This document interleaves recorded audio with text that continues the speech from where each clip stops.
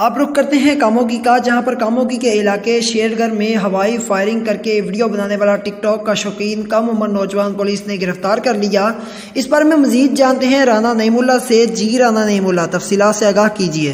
जी बिल्कुल, कामोगी के इलाका शेरगढ़ में हवाई फायरिंग करके वीडियो बनाने वाला टिकटॉक का शौकीन कम उम्र नौजवान पुलिस ने गिरफ्तार कर लिया। थाना वांडो के इलाका शेरगढ़ में टिकटॉक के शौकीन कम उम्र नौजवान अब्दुल अहद ने खेतों में जाकर हवाई फायरिंग करके वीडियो बनाकर वायरल की तो पुलिस हरकत में आ गई और मुलजिम को गिरफ्तार करके हवालात में बंद करने के बाद उसके खिलाफ मुकदमा दर्ज कर लिया है।